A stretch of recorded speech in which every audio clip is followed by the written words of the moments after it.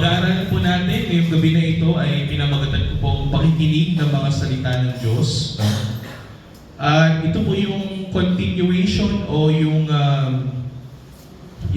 pag-continue na napag-aralan natin nung last Sunday nung si Pastor ay nag-preach regarding sa the parable of the sower, kapatid, na mayroong isang tao na naghahasik ng binhi at mayroong iba't ibang mga klase ng lupa na iba't ibang klase ng pagresponde sa paghahasik ng tao na ito. Ganun din, kapatid, na pag-aaralan din natin ngayong gabi nito sa pagpapatuloy nung pag-aaral na iyon, malalaman natin dito, kapatid, na ang tatak ng tunay na Kristiyano, ang tatak ng mga tunay na na kay Kristo ay yung mga tao na totoong nakikinig ng mga salita ng Diyos. No? Ibig sabihin noon, kapatid, kung may totoong nakikinig ng mga salita ng Diyos, mayroon din namang mga tao na nagpapanggap lamang na nakikinig ng mga salita ng Diyos. No? Medyo harsh yung ating pag-aaralan ngayong gabi na ito. Ngunit, sabi nga nila, ang salita ng Diyos ay parang tabak na magkabilaan ng patalim, di ba? Masakit, pero ito ay nakakatulong sa ating paglalakbay dito sa mundong ito. So, ang pag-aaral natin ngayong gabi, kapatid, ay ang pakikinig ng mga salita ng Diyos. Paano ba tayo makikinig ng mga salita ng Diyos? Una, ano nga ba ang salita ng Diyos?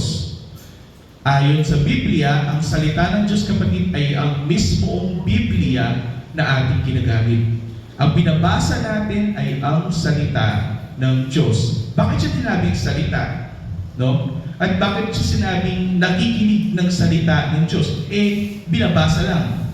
Kapatid, tandaan natin ang sabi ni Pablo, ang bawat titik, ang bawat letra, ang bawat salita na nakasulat sa Biblia ay galing lahat sa Diyos. Kinasihan ito ng Diyos. Galing lahat sa bibig ng Diyos. Kung nagbabasa ka ng Biblia, antimurin, kapatid, na makiramdam kang salita ng Ginoo. Hindi lamang yun, kapatid, during Wednesdays, Thursdays, or Sundays na mayroong isang preacher dito na nagpipreach ng mga salita ng Diyos. Hindi lamang yun ang pakikinig, kapatid, bagkus mas higit na tayo ay magbasa ng mga salita ng Diyos, sapagkat ang pagbabasa ng salita ng Diyos ay pakikinig din ng salita ng Diyos. Kaya ngayong gabi, ipag-aaralan natin bakit ito napakahalaga.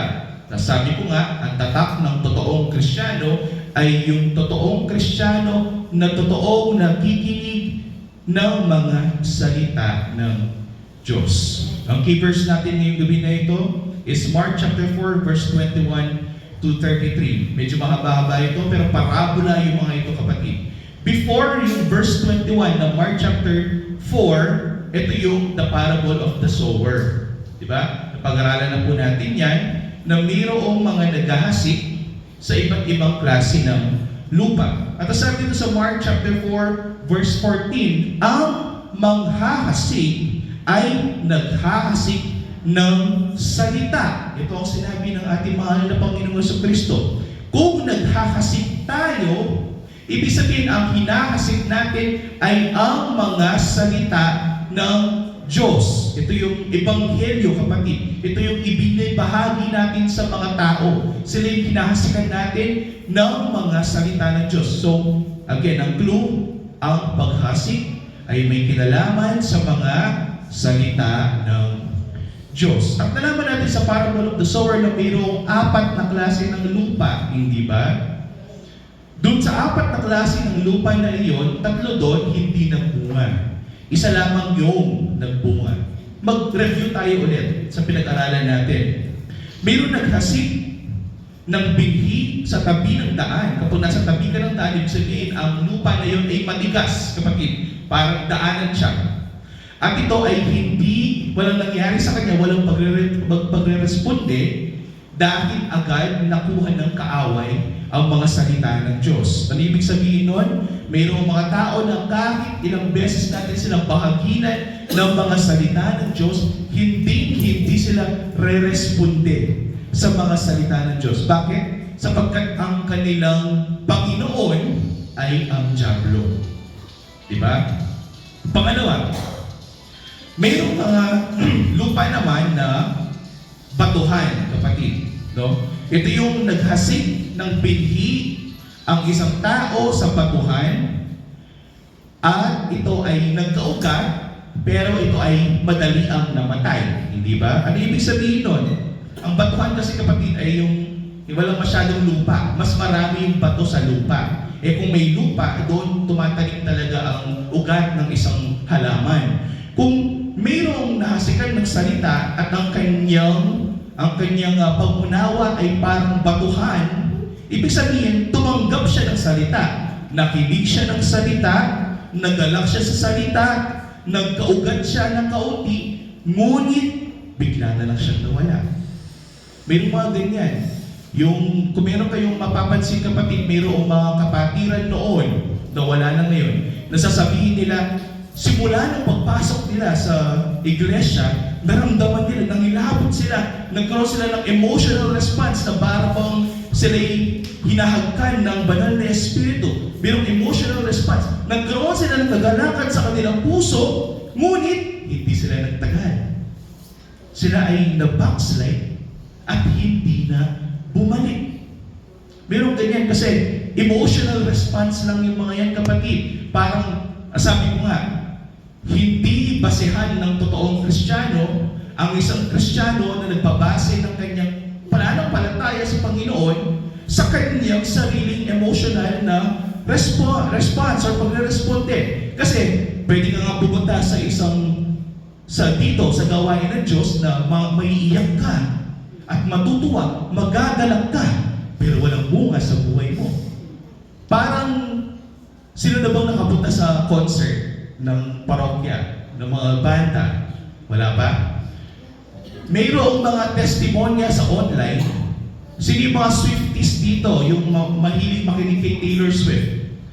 Mayroong mga Pilipino, kapatid, at ibang mga lahi na every time na pupunta sila sa concert ni Taylor Swift, pagpasok pa lang nila doon sa Coliseum, kung nasaan mag-concert si Taylor Swift, naiiyak na sila. Nagkakaroon sila ng emotional response. At paglabas nila ng stage, yung pag-i-interview sila ng interviewer, doon sasabihin nila, para akong nabuhay muli. No? Yun yung naramdaman nila, as if I was born again when I listened to a Taylor Swift concert. Ang kanilang emotional na response ay base sa kanilang pansariling emosyon. Kaya sabi sa Biblia, huwag tayong manalig o maniwala sa ating sariling mga emosyon, sapagkat ang ating sariling emosyon ay pwede tayong dayain at lokohin. Magtiwala lamang tayo sa mga salita ng Diyos. So, ang ibig ko sabihin dito, kapatid, na mayroong mga tao na nagkaroon sila ng emotional response sa salita ng Diyos. Sila ay umiyak nung nag-altar calling, natumba nung altar calling, talagang naging masigasig, nakinig ang mga salita ng Diyos. Ngunit after a few months or a few years or after a few days, hindi na sila nagpatuloy. Ito yung mga batuhan, kapatid. Mga lupa na parang bato, puro bato. Sila ay nakinig, pero walang nangyari sa buhay nila. Pangatlo, mayroong mga nakasikan sa mga tilikan, kapatid, o yung weedy soil. Ito yung mga lupa na maraming mga tinikan o tawagan. No? Pag sinabing weed, kapatid, ito yung mga damo na gumagapang, marami. Ito yung parang, nung kumbaga, sabi nga nila, yung mga masamang damo, mahirap patayin, di ba? Ito yung mga masasamang damo na mahirap patayin. No?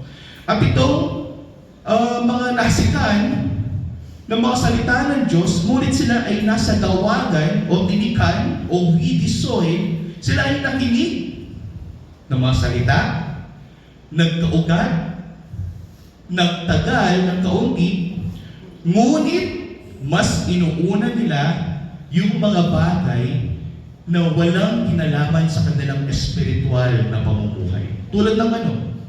Tulad ng kayamanan, pera, karangyaan sa buhay. Ito yung mga Kristiyano na pupunta lamang sila sa church at nakikinig ng mga salita ng Diyos, pero ang pakay nila ay iba, kapatid. Hindi espiritual ang kanilang prioridad. Ang prioridad nila ay kasaganaan sa buhay. Ito yung mga prosperity gospel, kapatid. Nagtatagal sila for 10 years, 30 years, 50 years, even 50 years sa church, ngunit hindi nila naiintindihan ang ebanghelyo. Sila yung mga to, kapatid, no? Na konting bagay lang, mawawala sila sa church. Mas inuuna nila ang mga bagay na nasa sanlibutan kaysa sa mga bagay na nasa espiritual. Ibig sabihin, hindi pa rin sila nagbubunga. No? At ang pang-apat ay yung matabang lupa. Kapag nasa kayo napili yung matabang lupa, ito ay tutubo, magkakaugat, magkakasanga, at ano yung pinagkaiba nito sa tatlo? Ito ay nagbubunga. 30, 60, 100. Maraming bunga ang nangyayari sa taong matabang lupa. Ano ibig sabihin dito kung mapapansin ninyo? May 4 na klase na lupa, 3 rito walang bunga. Yung matabang lupa lamang yung nagbunga. Ibig sabihin, mas marami talagang mga tao na nakikinig, nagpupunta sa iglesia, nakikinig ng mga salita ng Diyos, ngunit walang bunga sa buhay nila. Ito yung nakakatakot, kapatid. Diba? Na inaalala natin sa ating buhay, may bunga ba talaga na nangyayari sa ating buhay? Ano kasi yung nakakasik sa atin? Ang mga salita ng Diyos. Ang tanong, nagbubunga ba ang mga salita ng Diyos sa buhay ninyo? Nagbubunga ba ang mga salita ng Diyos sa pamumuhay natin? Kung hindi ito nagbubunga, ikaw ay kabilang sa mga 3 klase ng lupa.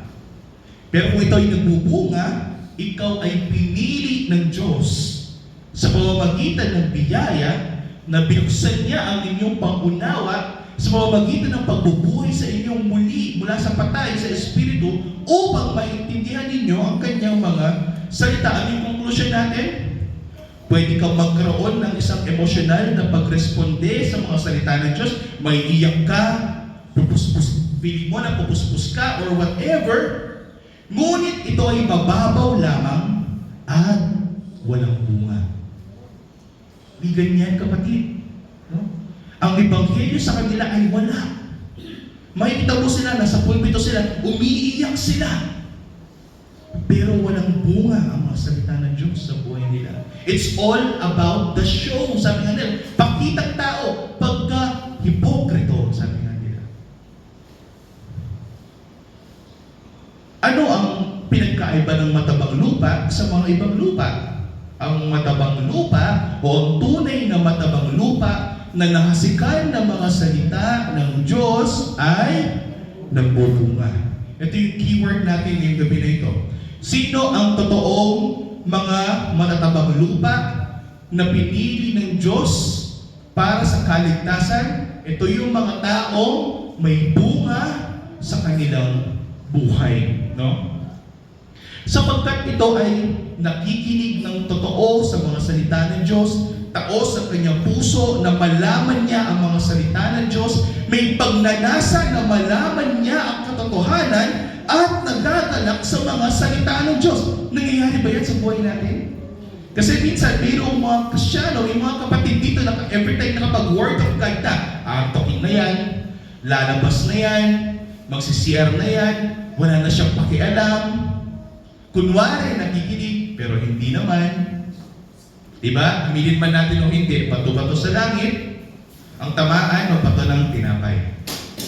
Sapagkat ang totoong matabang lupa ay nakikinig ng taos sa kanyang puso at may pagnanasa na malaman ang katotohanan. Meron ba tayong pagnanasa na malaman natin ang mga salita ng Diyos sa buhay natin? Nagagalak ba tayo every time na naririnig natin ang mga salita ng Diyos sa buhay natin? Ito yung determining factor ng totoong na kay Kristo Jesus. Mayroon siyang pagnanasa na marinig ang mga salita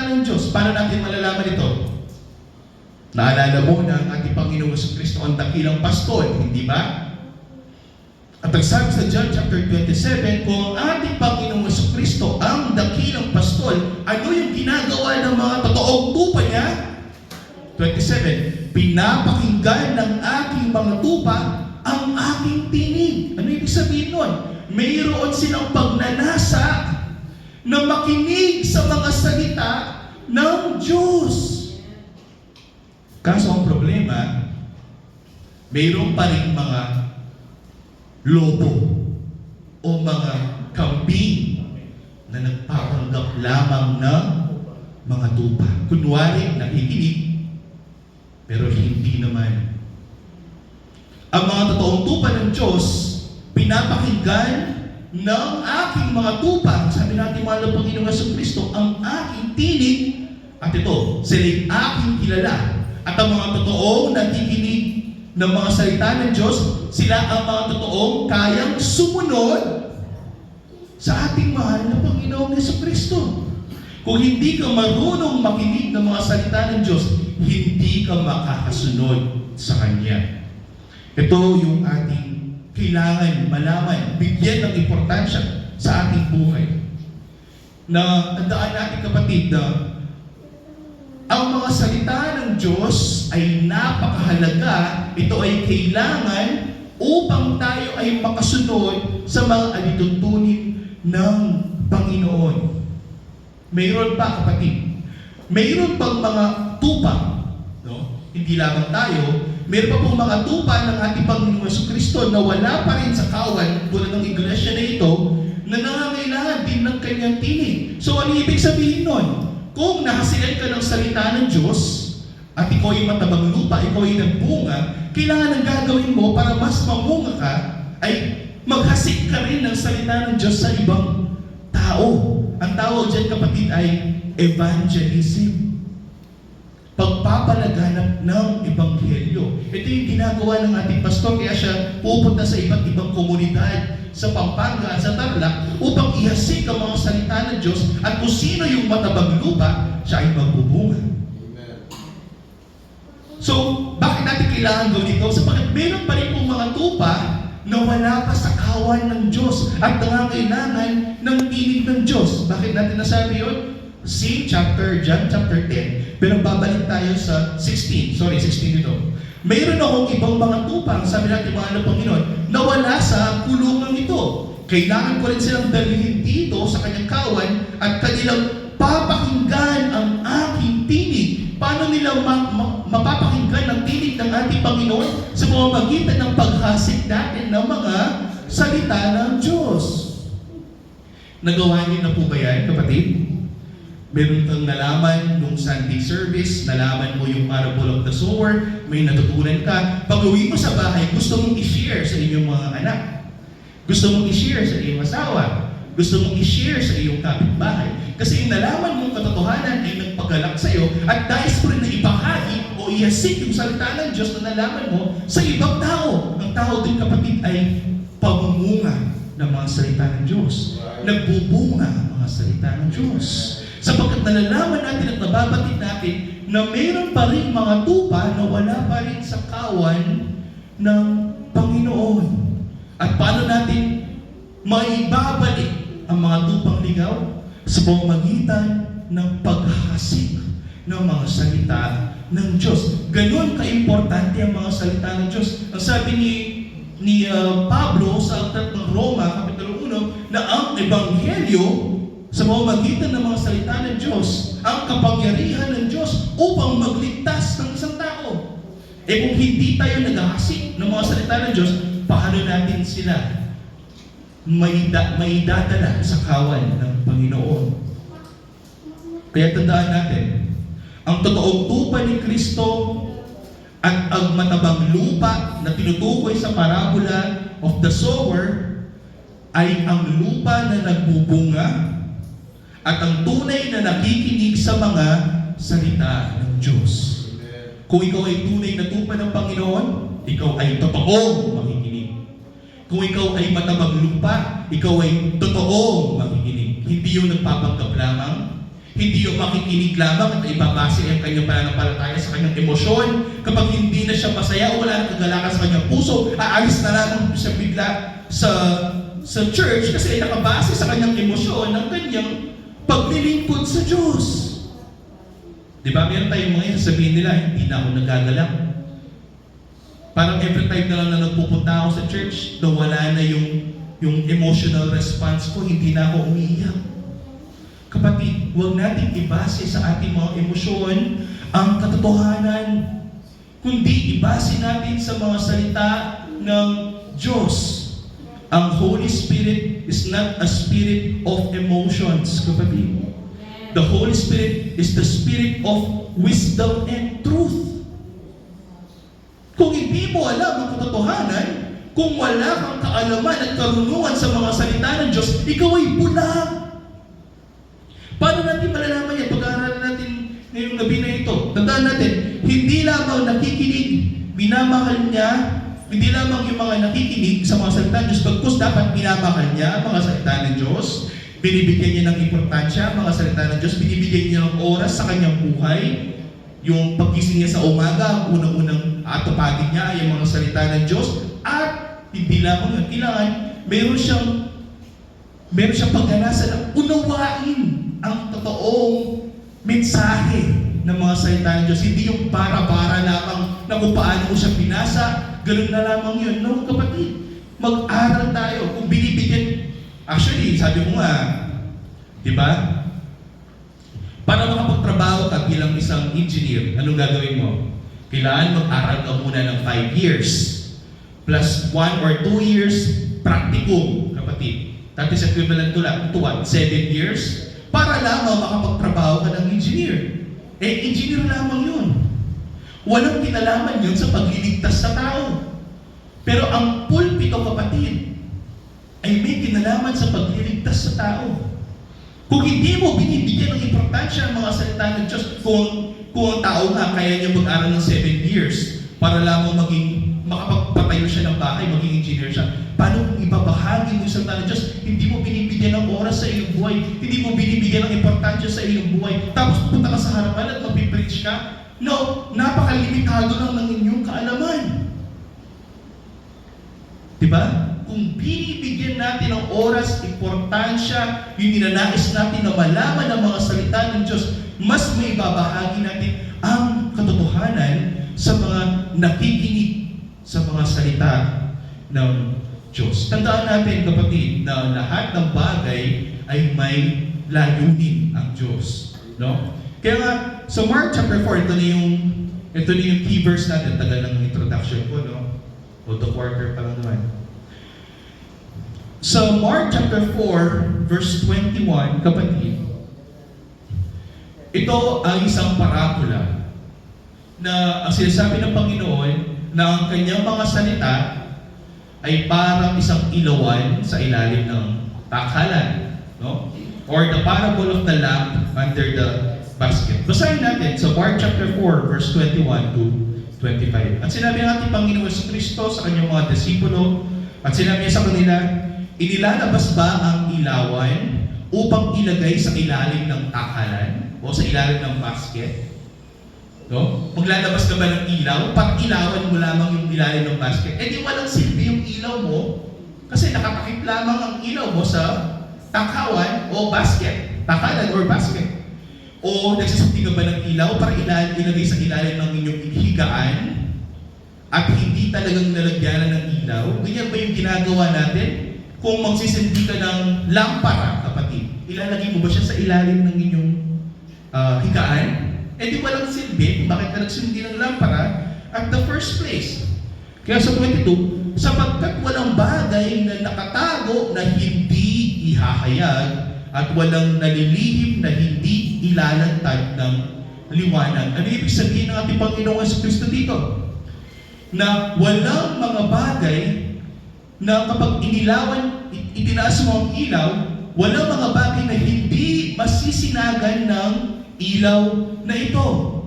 Ibig sabihin, ang ilaw na ito either iilawan ka niya at mailalantad sa inyo ang liwanag, O ang ilaw na ito ay ilalagay mo lang sa ilalim at mananatili kang nasa kadiliman?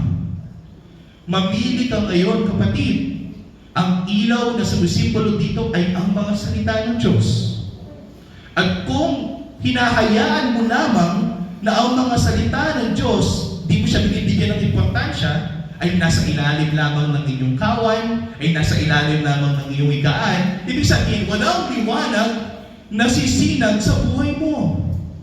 Ganyan din, kapatid, na dinownload mo yung Bible app sa inyong telepono, bumili ka ng bagong Biblia, pero naka-display lamang siya sa kusina ninyo, at ang inyong Bible app hindi nyo ginagamit, mas ginagamit nyo pa ang TikTok kaysa sa inyong Bible app. Ibig sabihin, walang kwenta ang mga salita ng Diyos sa buhay ninyo. Ito yung sinasabi ng ating mahal na Panginoon. Kung ang sino man ay may taingang ipandirinig, hayaan siyang makinig. Ano ibig sabihin? Kung nais mo talaga na makinig ng mga salita ng Diyos at may tinga ka para makinig, kailangan makinig ka ng mga salita ng Diyos.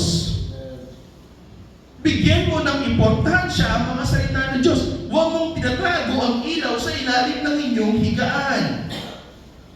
24. At sinabi niya sa kanila, ito yung nakakatakot, pag-ingatan ninyo kung ano ang inyong pinapakinggan. Ano ibig sabihin nun? Pag-ingatan ninyo kung ano ang inyong binibigyan ng importansya. Mas binibigyan niyo pa ba ng importansya ang mga salita ng Diyos? O mas binibigyan niyo ng importansya yung ibang bagay, kapatid? Tulad ng Facebook, TikTok, Twitter, Instagram, no? O pagsusugal, o iba't ibang mga bisyo, o iba't ibang mga ginagawa natin sa ating buhay, kaysa makinig ng mga salita ng Diyos. Tandaan mo, sabi natin Panginoon Kristo, sa panukat na inyong isinusukat, kayo'y susukatin. Ang ibig sabihin dito, kung mas binibigyan mo ng importansya yung ibang bagay kaysa sa mga salita ng Diyos, doon din kayo susukatin.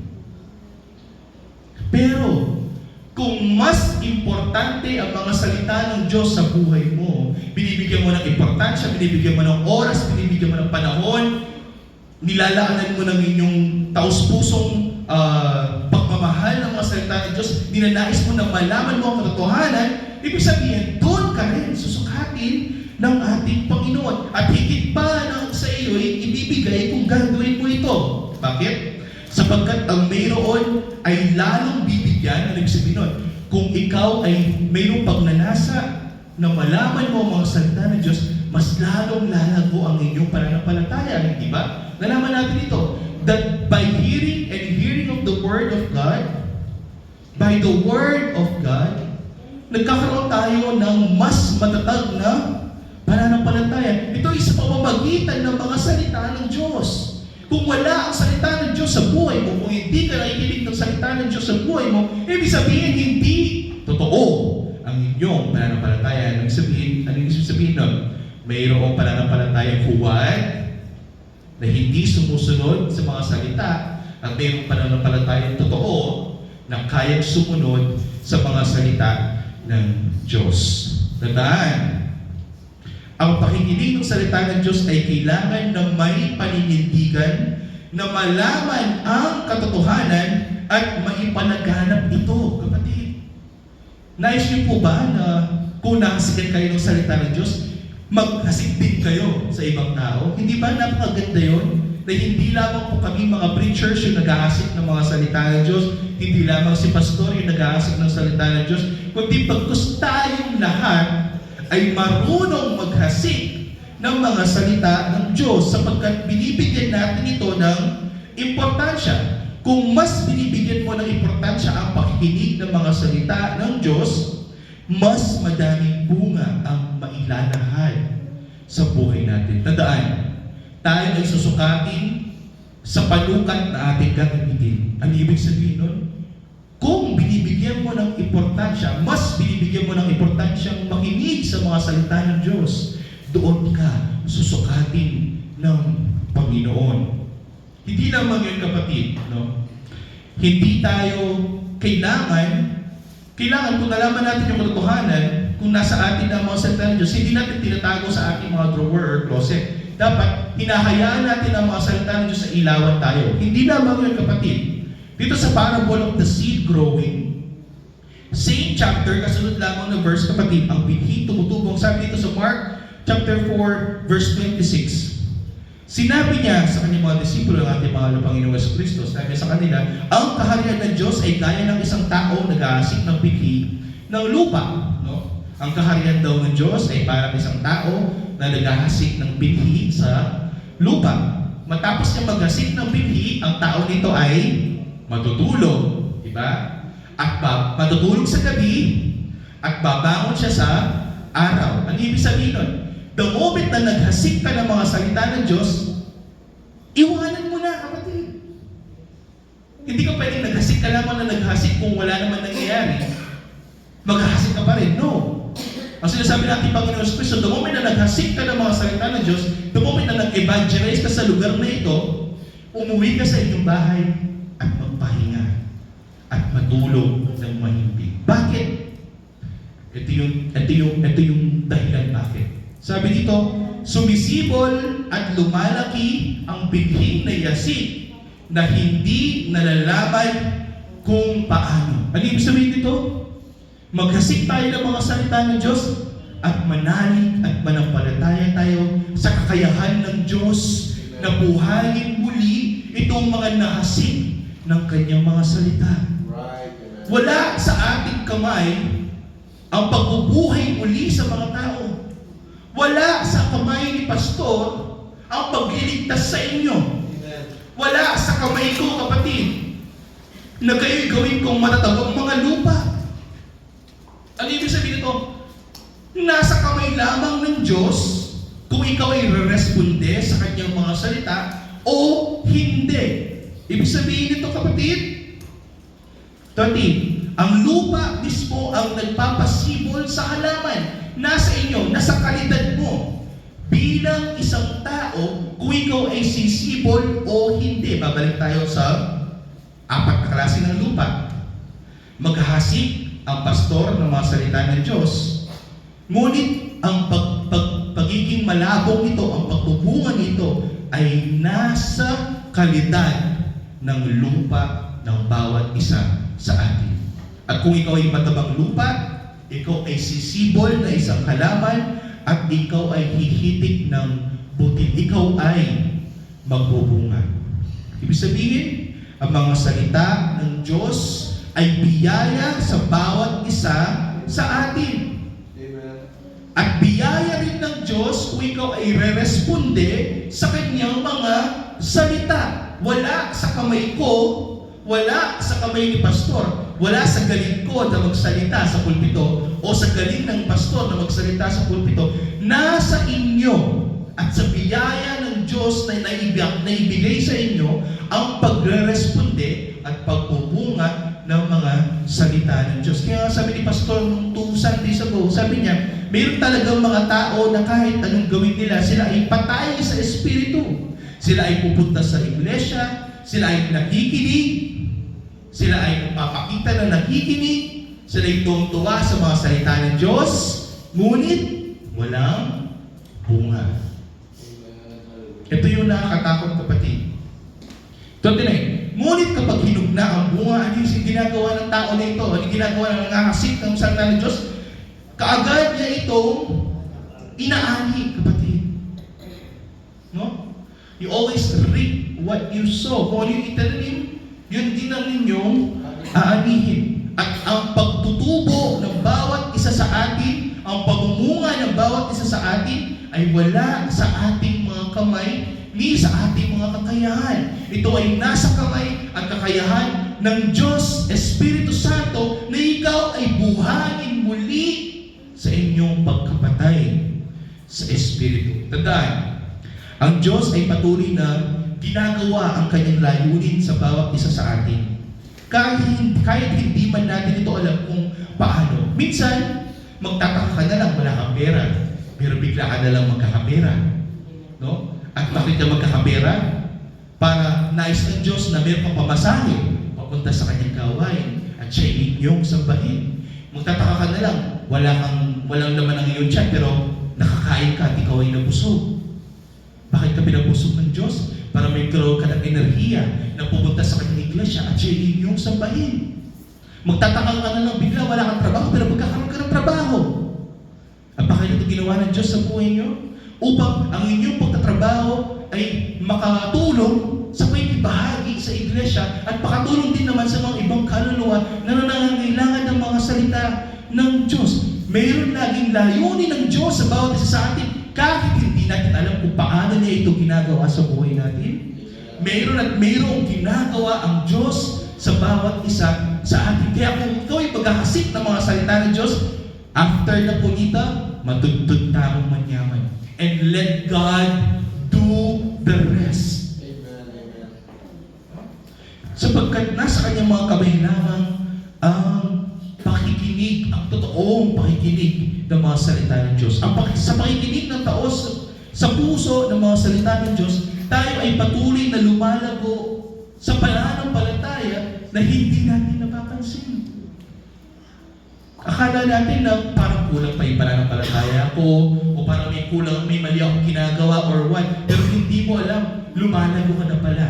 Dahil sa pakikinig at pakikinig mo sa mga salita ng Diyos. Hindi mo man nalalaman, pero ito ay nangyayari sa buhay natin sa pamamagitan ng malamilagrong biyaya ng Diyos sa bawat isa sa atin.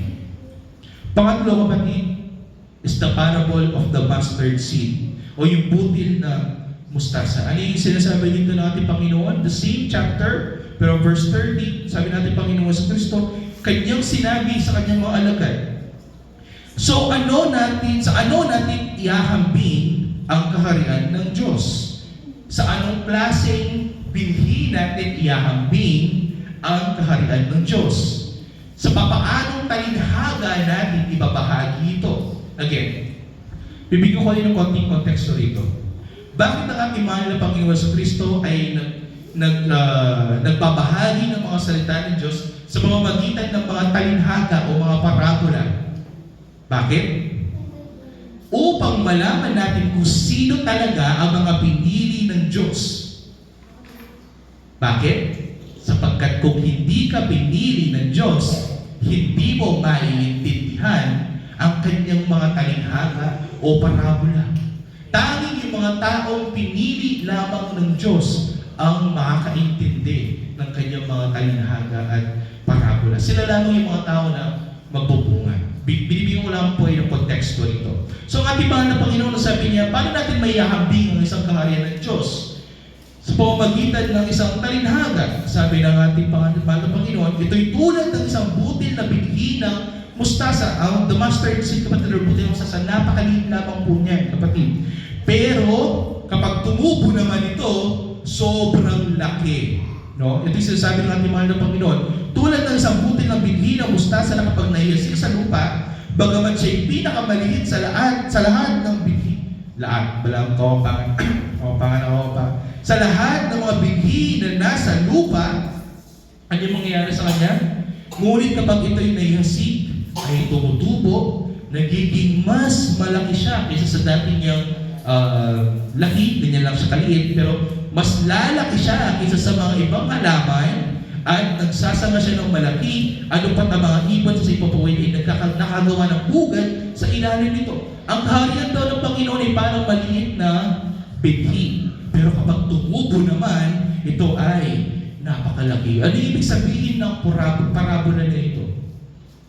No? Ang ibig sabihin ng parabola ito, kapatid, na nagsimula ang kaharian ng ating mahal na Panginoon sa Kristo na isang maliit na kaharian, isang bata na naipanganak sa sabsaban, no? Isang bata na anak ng isang karpintero, isang bata na walang karangyaan sa buhay, isang Panginoon na hari ng buong mundo, ng buong kalangitan, ngunit nagpakababa, naghugas ng paa ng mga makasalanan. Ang kanyang kaharian ay parang isang maliit na butil ng mustasa, ngunit kapag tumubo naman, ito ay napakalaki. Nagsimula ang kaharian ng Diyos na maliit, Ngunit nung ito'y umusbong at lumaki, ito'y lumusbong at lumaki sa pamamagitan ng mga salita ng Diyos. Kaya napakahalaga na malaman natin na ang kaharian ng ating mahal na Panginoong Jesucristo ay lumaki at naipalaganap ng maigi ng mga apostol noong mga unang panahon sa pamamagitan ng paggamit nila ng mismong mga salita ng Diyos.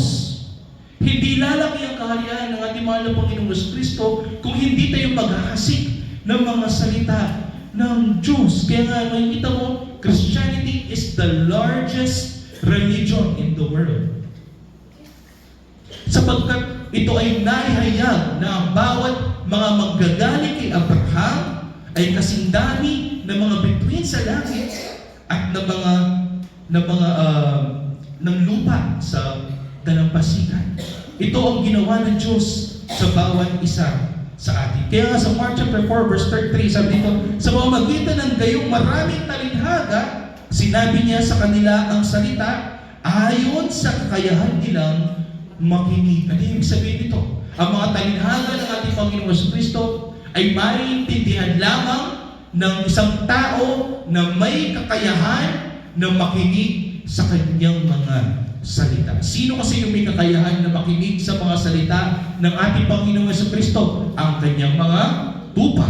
Sino pa? Ang isang lupang mataba. Ang tanong kapatid, tupa ba tayo ng ating mahal na Panginoon? Para ba tayong lupa na mataba na kapag nahasik tayo ng mga salita ng Diyos, tayo ay nagbubunga? Kung gayon, ang bawat isa na narito, binibigyan ng importansya ang mga salita ng Diyos.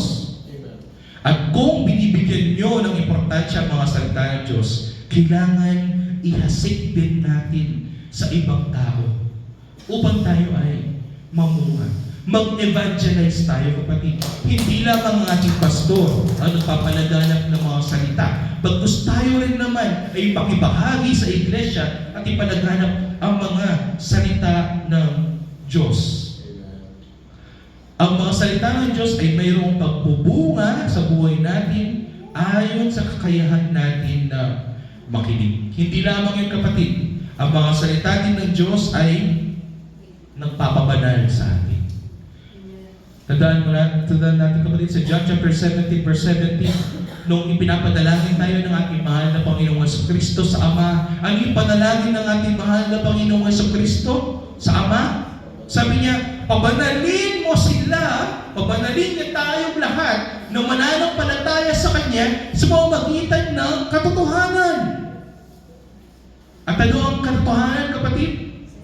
Ang salita ng Diyos ang katotohanan. Kung nais mong pabanalin ka ng Panginoon, makinig ka ng mga salita ng Diyos. Kung nais mong pabanalin ka ng Diyos, basahin mo ang kanyang mga salita. Kapatid, kapag binabasa mo ang salita ng Diyos, para mo na rin siyang pinapakinggan. Kasi ang mga salita ng Diyos ay galing mismo sa kanyang bibig. Nais mong pakinggan talaga sa tenga mo ang mga salita ng Diyos, basahin mo ang Biblia ng malakas. Pag binabasa mo ang Biblia ng malakas, maririnig mo ang mga salita ng Diyos. Ito ang kailangan natin gawin, yung mga bagay nito, kapatid. Kaya ang tanong, paano pakinggan ang mga salita ng Diyos? Paano natin bibigyan ng importansya ang mga salita ng Diyos? Bibigyan ko po kayo ng pointers. No?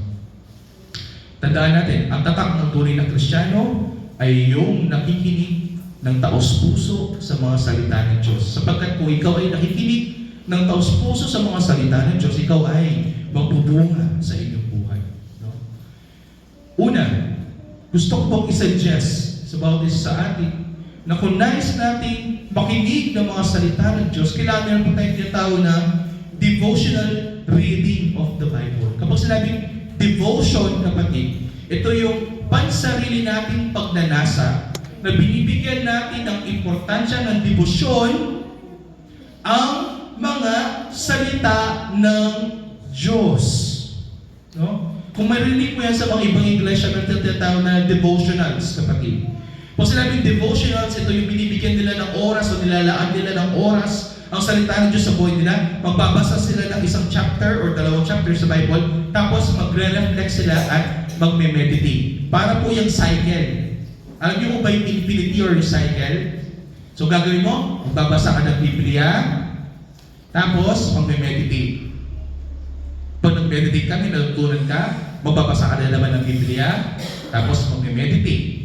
Hanggang sa, endless cycle po yan, hanggang sa matuto at matuto at matuto tayo ng mga salita ng Diyos. Nasabi ko nga, kulang pa ang buhay natin para malaman natin ang katotohanan. Nasabi ng iba, 30 years na ako nasa gawain, 7 beses ko lang nabasa ang Biblia, 10 beses ko lang nabasa ang Biblia, pero hindi niya maintindihan. Di ganyan. Kaya nga sabi ko, kulang pa ang buhay natin, kapatid, upang maintindihan natin ang mga salita ng Diyos. Kung binasa kang Romans chapter 1, binasa mo, no, habang tumatay ka, diba? Wala ka naman ginagawa habang tumatay ka. Kaya sa nag-TikTok ka habang tumatay ka o nanonood ka ng reels sa Facebook habang tumatay ka, bigyan mo ng oras yung pagbabasa ng Biblia. Kung 20 minutes kang tumatay, meron kang 20 minutes ng devotional. No? Basahin mo yung Romans chapter 1. Hindi mo naintindihan, basahin mo ulit. After basahin yung Romans chapter 1, mag-meditate ka sa sarili mo. Paano mo siya gagawin o i-apply sa buhay mo bilang Kristiyano? Paano mo siya i-apply sa inyong pananampalataya? After nyo, basahin nyo ulit. Tapos mag-meditate kayo ulit. Endless cycle po yan na ginagawa natin araw-araw. Suggestion lamang po ito, kapatid. Devotional Bible reading ay isa sa mga mabisang ginagawa ng mga pastor sa iba't ibang lugar sa buong mundo upang ang kanilang mga kawan, upang ang mga tupa ng Diyos ay mas lalong lumalim sa mga salita ng Panginoon. No? Feeling ko, kapatid, in my observation, yun po yung pagkukulang ng mga ibang kapatiran. Hindi nila nabibigyan ng oras o importansya ang mga salita ng Diyos. At kung magbabasa tayo ng Biblia, basahin natin ito ng linya, kada linya, huwag po tayong lalaktaw, kapitulo, kada kapitulo, at versikulo, kada versikulo. Hindi po yung versikulo ganito sa Juan, tapos lulundag ka sa Revelations, tapos lulundag ka sa Matthew, or sa Luke, para lamang gumawa ka ng sarili mong theology. Para lamang gumawa ka ng sarili mong paniniwala. Hindi po ganoon ang pagbabasa ng Biblia. Ang pagbabasa ng Biblia ay kada kapitulo, kada versikulo, huwag po natin laktawin. May dahilan kung bakit naisulat ng Biblia mula sa Genesis hanggang sa Revelation. Hindi po siya ganyan-ganyan. O Genesis muna, o tapos punta ka sa John or whatever. No, hindi po siya ganoon. No? So, ito yung suggestion ko kung babasa po tayo ng Biblia. Ito yung linya, kada linya, kapitulo, kada kapitulo, at versikulo, kada versikulo. At ano yung gagawin natin? Pagkatapos natin magbasa ng Biblia, ano yung gagawin natin? I-share natin sa Facebook. I-share natin sa Instagram. I-share natin sa ating mga social media platforms kung ano yung natutunan natin noong nabasa natin ang kapitulo na ito, ang versikulo na ito. Kaysa sa pinapost natin, iba't ibang mga bagay, kung sinishare natin, iba't ibang mga bagay, i-share natin yung na-experience natin. Kung hindi nyo po siya kaya i-post sa Facebook, i-message nyo po sa inyong asawa. Kasi kami pong mag-asawa, ganyan po yung ginagawa namin. Kapag mayroon siyang nagustuhang Bible verse, i-share niya sa akin. Kahit sa messenger lamang, sasabihin niya, Daddy, tignan mo ito, basahin mo ito. Ang dami ko natutunan dito. At ganoon din naman ako, kapatid, kapag mayroon akong natutunan or may babahagi ako sa kanya, i-share ko rin sa kanya. Ganoon din yung ginagawa ko, kapatid, sa aming group chat, sa aming family. Kung magbibigyan ako ng pagkakataon na i-preach ko yung gospel sa pamamagitan ng mga social media platforms, or kapag nakapag-reflect ako, tayo pag-devotional ako, at gusto kong i-share sa aking mga pamilya, ginagawa ko po yun sa pamamagitan ng social media platforms. Para hindi lamang pagre-reels o hindi lamang panonood ng mga TikTok yung ating ginagawa, bagkus nagagamit din natin ang ganun sa paghahasik ng mga salita ng Diyos. Sabi nga nila, ang tunay na nakikinig ng mga salita ng Diyos ay ang taong may kakayahan na ihasik din sa iba ang kanilang napakinggan. Kaya nga natutuwa ako minsan kay Brother June, no? Kapag meron siyang natutunan sa mga salita ng Diyos, kapag siya nagpo-closing, i-recap pa niya kung ano yung kanyang natutunan. Nanawa, ganun din ang ginagawa natin. Kapag meron tayong natutunan mga bago, nakasilan tayo ng mga salita ng Diyos, kailangan hasik din natin sa ibang tao. Itong ginagawa natin na ito. Kung sinishare mo din sa inyong social media, ito ang pinaka-importante rin sa lahat. Kailangan meron po tayong fellowship sa ating mga Bible studies. Pag sinabing Bible study, kapatid, ito ang mga salita ng Diyos, ang iyong mga Biblia. At binibigyan natin ng oras sa ating buhay na tayo ay nagtitipon-tipon upang basahin natin ang salita ng Diyos at pag-aralan natin. Kasi kung isa-isa lamang tayo, meron tayong iba't ibang mga pag-uunawa, meron tayong iba't ibang mga pagkakaintindi sa mga salita ng Diyos. At least kung tayong lahat sa isang fellowship, pwede natin magtulungan sa isa't isa kung paano natin unawain ang mga salita ng Diyos sa pamamagitan ng mainam na pag-aaral ng kanyang mga salita. Kaya makita mo dyan, fellowship, kapatid.